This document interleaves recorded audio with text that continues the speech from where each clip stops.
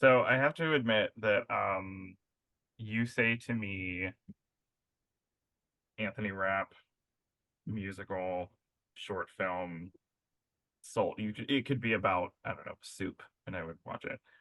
Um which if you guys want to do that movie next, you can do it. Um Soup exclamation point. I guess I wanted to know because the whole time I watched it, I was just curious.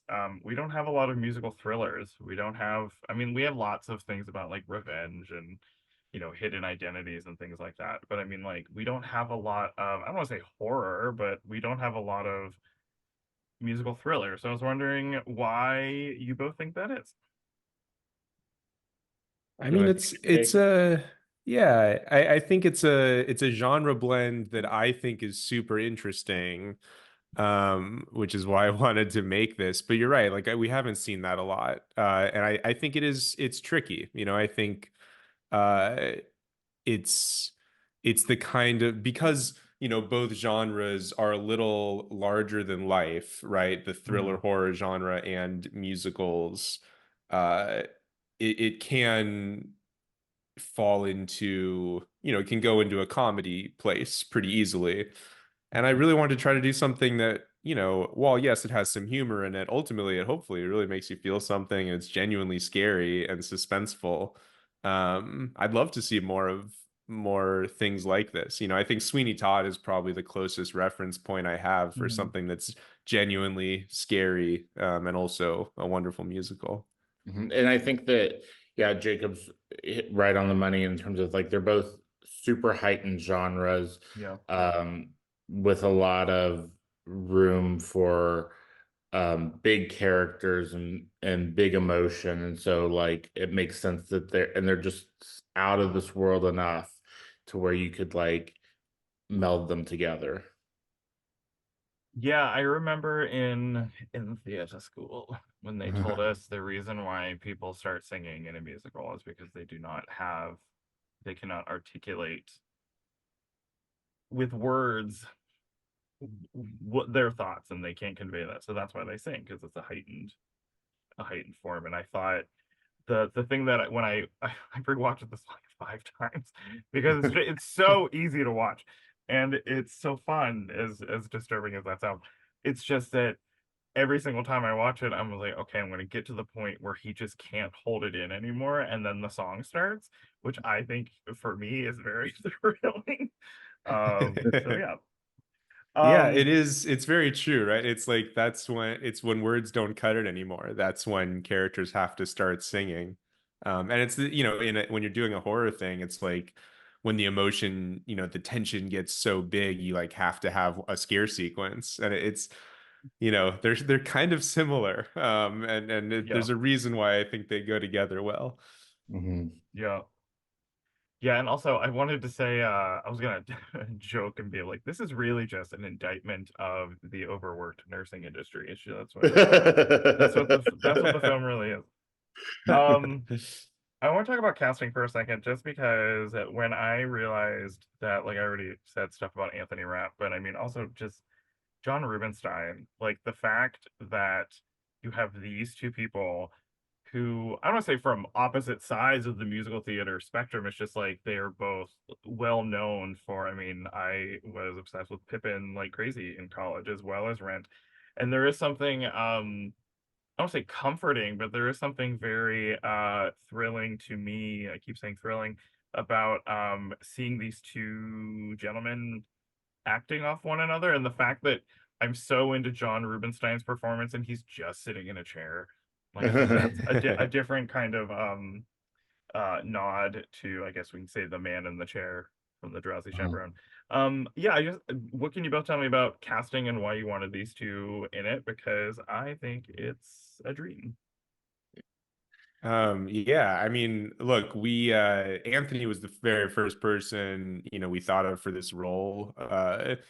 And we were lucky to get him. I wrote him a letter to tell him how much, his work was important to me, and luckily he responded. And I really wanted to surround him with other, musical theater legends. In the case of, John Rubinstein and Gwen as well, who Hmm. plays the nurse, is a wonderful musical theater actress. And because the song doesn't start for the first 4 minutes, I wanted the world to sort of feel musical leading into that. And so I Hmm. do that with both the camera work and also the casting, I think. And Andrew Hmm. is obviously great at helping land those amazing actors that And surround Anthony. we thought of a lot of people. I mean, a lot of people in the John Rubinstein part, but John made complete sense when we were like going through and, like you said, picking someone that was iconic, but not in the same exact musical wheelhouse as Anthony, so they Hmm. complement each other nicely. And just, yeah, we couldn't be more thrilled with the cast. John Rubinstein was the first person I ever saw play the wizard in Oh. Wicked. So I look back very fondly on my first time I saw Wicked, now knowing I got to work That's with the wizard You worked with the himself. wizard himself, yeah. I will say, I was gonna say to I can't believe I'm gonna do this and I'm gonna stand by it. I saw Anthony Rapp. I'm from Pittsburgh, and when I was in college, was it? Yeah, I was in college. It was in 2003. I saw Anthony Rapp in a production, a local theater in Pittsburgh, a regional theater called City Theater, did a production of Hedwig and the Angry Inch, and Yeah.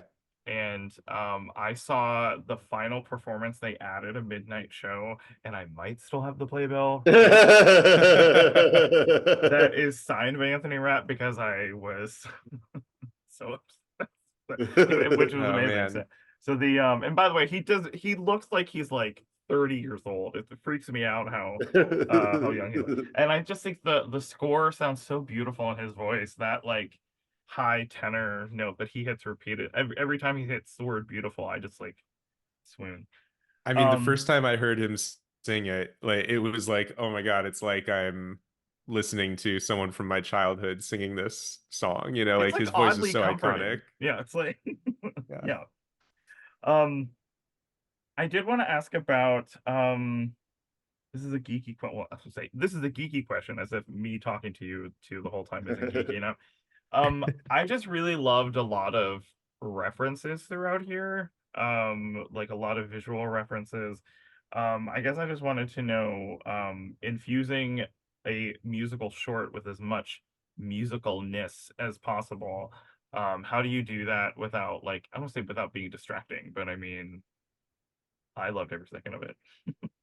Yeah, I mean, it was always a question, how much is too much? And I was also trying to ride this line between making something that really works for everybody, but also, works on another level for people who, know the sort of thematic connections that it has to other work. Yeah. Um, really a lot of that is in the lyrics of the song. Alan and Michael, who wrote the song, did a great job at pulling sort of the references that I wanted in there Mhm. and making them feel subtle enough where the first time you watch it, you don't even necessarily catch them. Mhm. And it seems like the short really, the second, third time people watch it, people catch all those little Easter eggs. Mhm. So it was a balancing act, but ultimately I didn't want it to be distracting. I wanted it to all fit within the world of the short, and hopefully it just adds a little extra fun for people who know their musical theater history. Yeah, I showed this to my husband is a musical person too, and he watched it and vocally he was like, "Is that?" And I was like, "Shut up, just watch it." He was like, literally, "Is that?" I was like, "Shut up, just watch it." So yes, people are very much at least the people I showed it to were very much picking up on it. Um Awesome. I wanted to ask a little bit about tension in relation to tension in relation to rhythm. I think I was sort of talking about it a little bit before when I was after I'd seen it when I was just like, all right, the song is gonna start now. And I like that it feels like once the song starts, you can't stop the ride. Which I love about that. And I guess I just wanted to know, is that difficult to put that in there knowing the constraints of the medium of a short film? I mean, I would say to like the rhythm of the whole piece, I really wanted it to feel like we were in a musical world from the jump. I mean, so even just like the nurse coming down the Hmm. stairs and the opening shot is like to the rhythm of the drum beat.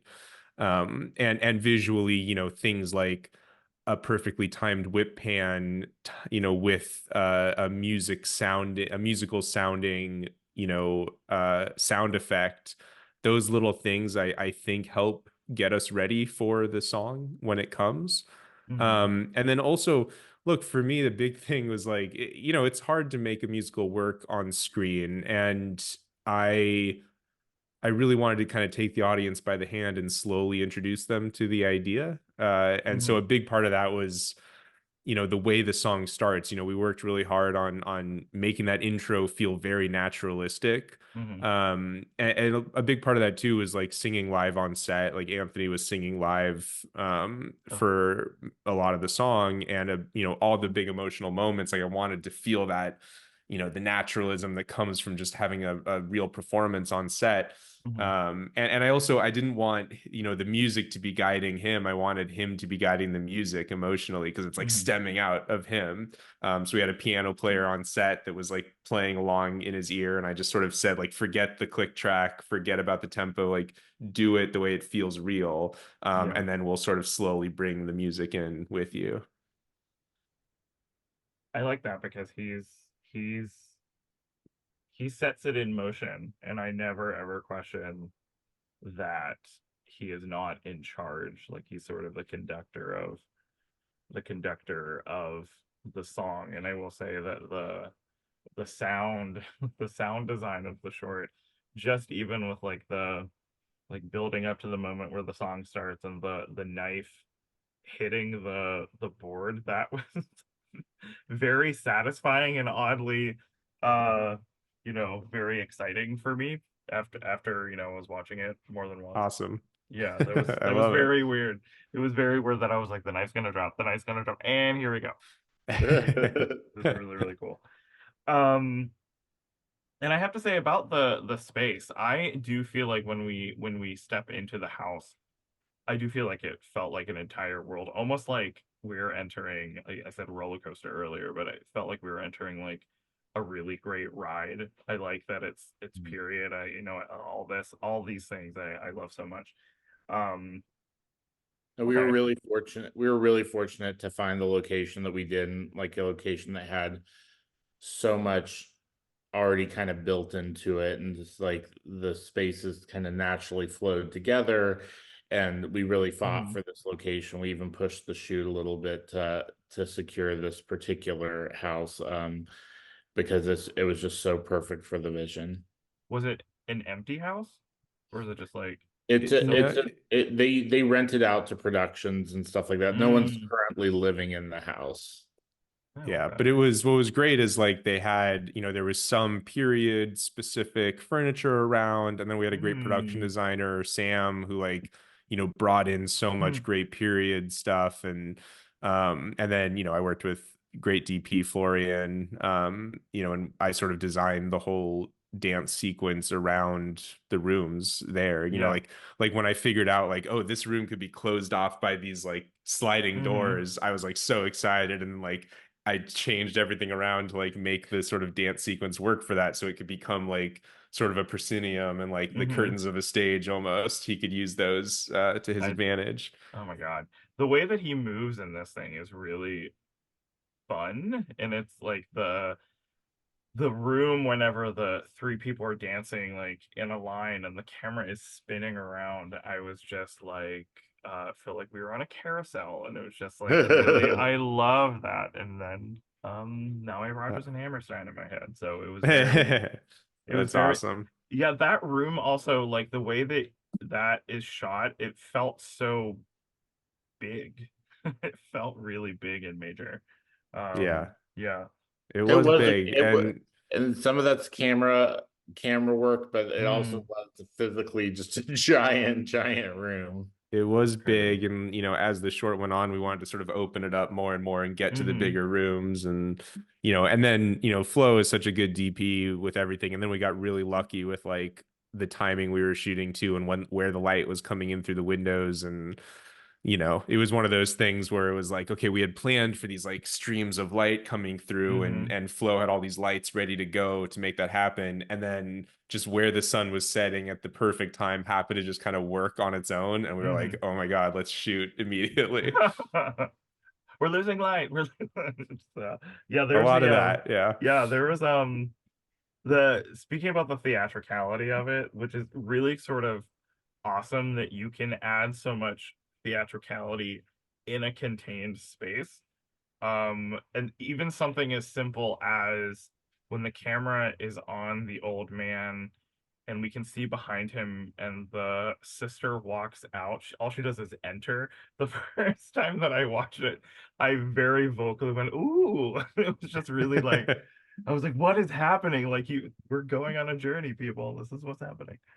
Um, That's great. Yeah, thank you. I'm glad that stuff works. You never know when you're planning all this stuff out in storyboards and stuff if it's gonna land for people. So yeah, thank yeah, you. I'm a giant nerd, so big That's no. great. This Um, this the shorts for you then. shorts for me, great.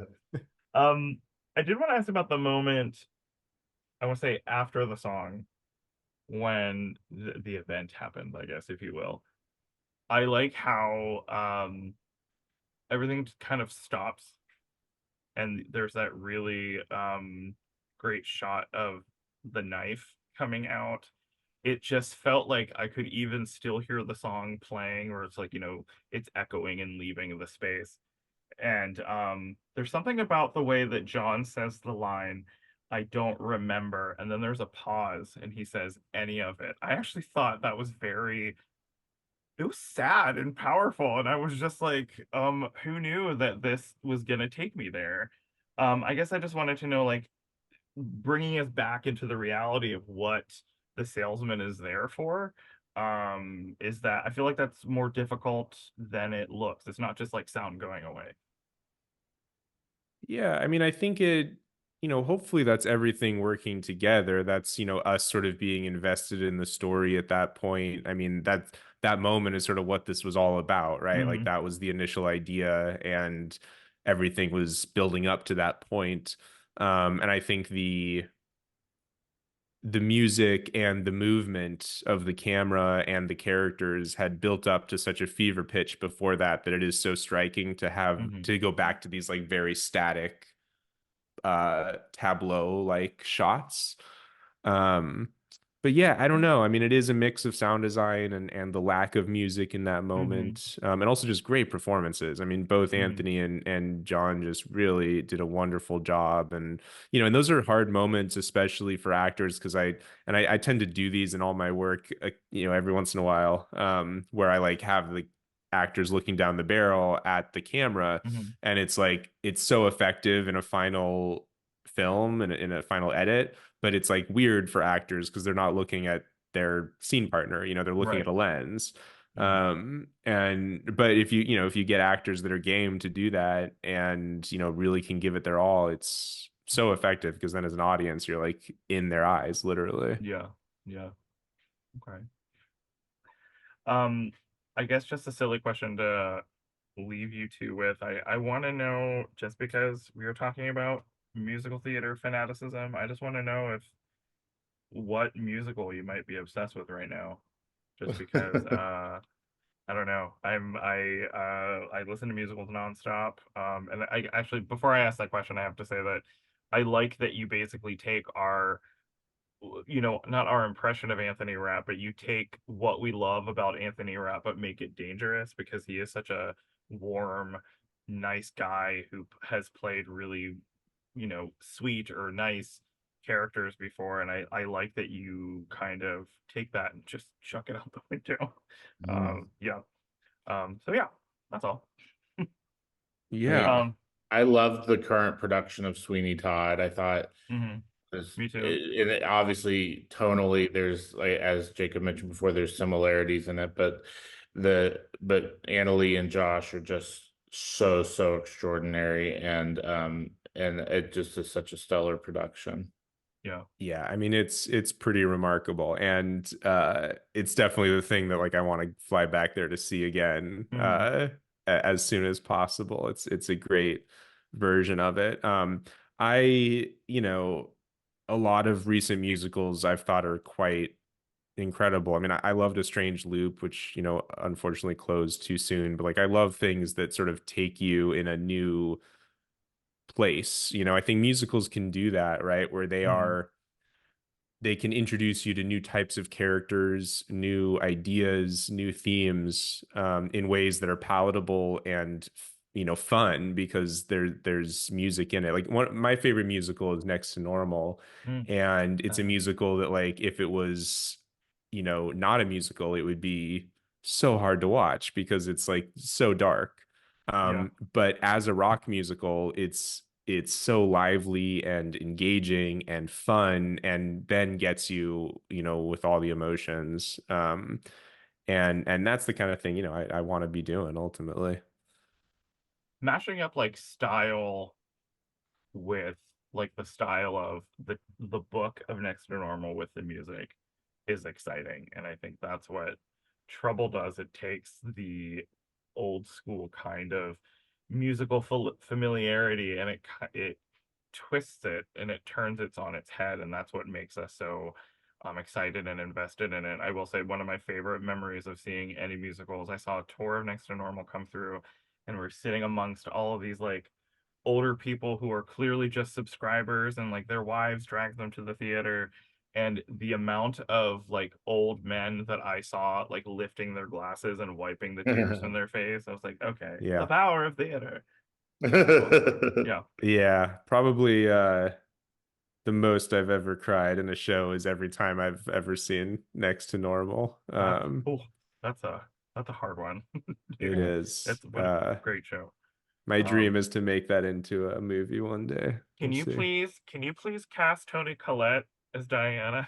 Please. She That is would be like wonderful. my dream So casting of that part. Emily Blunt would also be amazing. Oh yeah. Yeah, just the way that tears can live on that woman's face. I'm fine with that. Please. Please, please.